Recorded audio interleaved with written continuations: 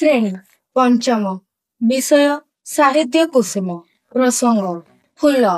ଶିକ୍ଷଣ ଫଳାଫଳ ଶୁଣିଥିବା କିମ୍ବା ପଢିଥିବା। ଲେଖାଗୁଡ଼ିକର ହାସ୍ୟ, ସାହସିକ, ସାମାଜିକ ଆଦି ବିଷୟରେ ଆଧାରିତ ଗଳ୍ପ, କବିତା। ବିଷୟବସ୍ତୁ ଘଟଣାବଳୀ, ଚିତ୍ର, ଚରିତ୍ର, ଶୀର୍ଷକ ଆଦି ବିଷୟରେ ଆଲୋଚନା କରିବେ। ପ୍ରଶ୍ନ ପଚାରିବେ। ନିଜର ସ୍ୱତନ୍ତ୍ର ଟିପ୍ପଣୀ ଦେବେ। ନିଜ କଥା ପାଇଁ ଯୁକ୍ତି କରିବେ। ସିଦ୍ଧାନ୍ତରେ ଉପନୀତ ହେବେ। ଅପରିଚିତ ଶବ୍ଦଗୁଡ଼ିକର ଅର୍ଥ ଶବ୍ଦକୋଷରୁ ଖୋଜିବେ।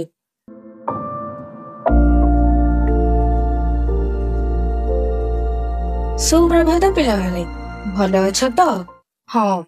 ଆଚ୍ଛା, ପୂର୍ବ କ୍ଲାସରେ ଆମେ ଫୁଲ କବିତାର 3ଟି ପଦକୁ ଆବୃତ୍ତି ସହ ଆଲୋଚନା କରିଥିଲେ।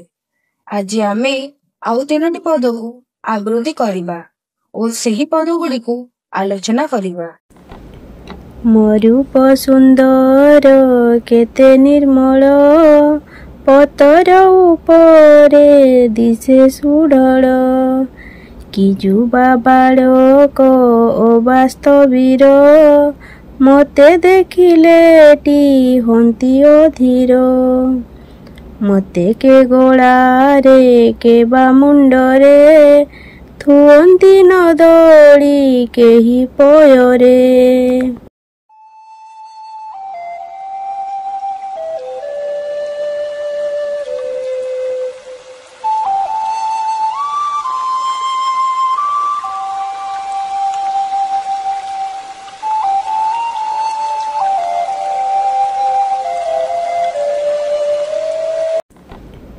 ମୋ ରୂପ ସୁନ୍ଦର କେତେ ନିର୍ମଳ, ପତର ଉପରେ ଦିଶେ ସୁଢଳ। କି ଯୁବା ବାଳକ ଅବାସ୍ତବୀର, ମତେ ଦେଖିଲେ ଟି ହନ୍ତି ଅଧୀର। ମତେ କେ ଗଳାରେ କେ ବା ମୁଣ୍ଡରେ, ଥୁଅନ୍ତି ନଦଳି କେହି ପୟରେ। ଆଚ୍ଛା କହିଲ, କବିତାଟି ଆବୃତ୍ତି କରି କିପରି ଲାଗିଲା? ଭଲ? ହଁ। ଆସ କବିତାରେ ଥିବା ଅପରିଚିତ ଶବ୍ଦଗୁଡ଼ିକୁ ଚିହ୍ନିବା ଓ ତାର ଅର୍ଥଗୁଡ଼ିକୁ ଆଲୋଚନା କରିବା। ଦିଶେ, ଦେଖିବା। ଯୁବା, ଯୁବକ। ସ୍ଥବିର, ବୃଦ୍ଧ। ଅଧୀର, ବ୍ୟସ୍ତ ବା ବିବ୍ରତ। ପୟରେ, ପାଦରେ।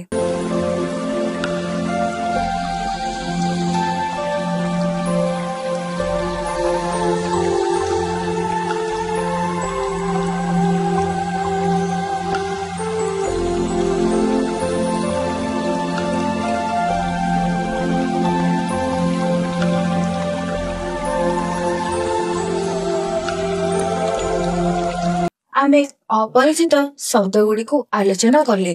ଏବେ ଆମେ ପଦଗୁଡ଼ିକୁ ଆଲୋଚନା କରିବା। ପ୍ରଥମ ପଦ। ଫୁଲ ଦେଖିବାକୁ ବହୁତ ସୁନ୍ଦର, କୋମଳ, ନିର୍ମଳ, ସବୁଜ ପତ୍ର ମଧ୍ୟରେ ଢଳ ଢଳ ହୋଇ ନିଜ ରୂପରେ ସୌନ୍ଦର୍ଯ୍ୟକୁ ବୃଦ୍ଧି କରିଥାଏ।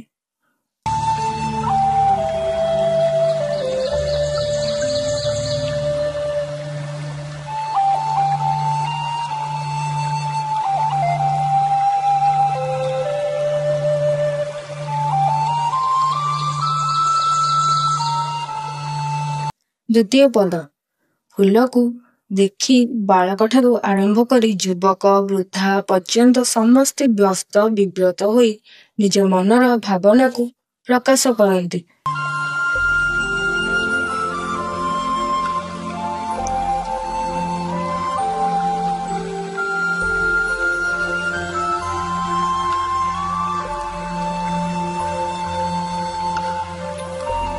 ତୃତୀୟ ପଦ। ଫୁଲକୁ ନେଇ କିଏ ମୁଣ୍ଡରେ ଖସନ୍ତି, କିଏ ଗଳାମାଳ କରି ପିନ୍ଧନ୍ତି ଏବଂ କିଏ ଭଗବାନଙ୍କ ପାଖରେ ଭକ୍ତିପୂର୍ଣ୍ଣ ଭାବରେ ଅର୍ପଣ କରନ୍ତି। ସମସ୍ତେ ଫୁଲକୁ ଏତେ ଭଲ ପାଆନ୍ତି ଯେ କେହି ତାକୁ ତଳେ ପକାନ୍ତି ନାହିଁ କିମ୍ବା ପାଦରେ ଦଳନ୍ତି ନାହିଁ।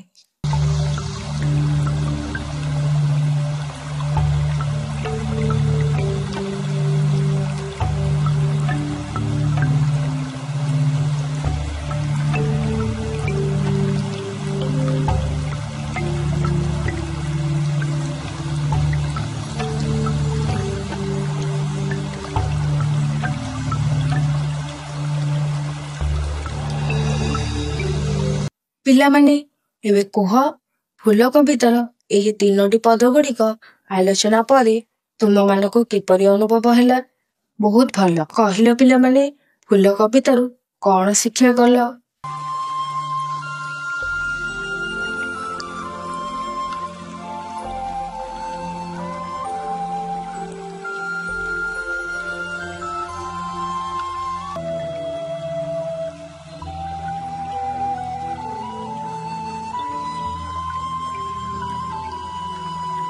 ଫୁଲ ସୁନ୍ଦର, ନିର୍ମଳ।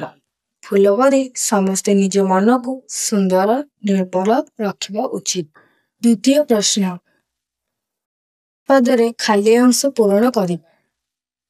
କି ଯୁବ ବାଳକ ଡ୍ୟାସ୍ ଅବା ସ୍ଥିବିର, ଡ୍ୟାସ୍ ହୁଅନ୍ତି ଅଧୀର ମତେ ଦେଖିଲେଟି। ତଳଗାରରେ ଦିଆଯାଇଥିବା ଶବ୍ଦଟି ଯେଉଁ ଅର୍ଥରେ ବ୍ୟବହାର କରାଯାଇଛି ତାହା ପାଖରେ ବନ୍ଧନୀରେ ଦିଆଯାଇଛି। ସେଥିରୁ ଠିକ୍ ଅର୍ଥ ବୁଝାଉଥିବା ଶବ୍ଦଟି ଚାରିପଟେ ଗୋଲ ବୁଲାଇବା। ପତ୍ର ଉପରେ ଦିଶେ ସୁଢଳ, ଗଛର ପତ୍ର ଚିଠି ପତ୍ର। ଉତ୍ତର ଗଛ ପତ୍ର।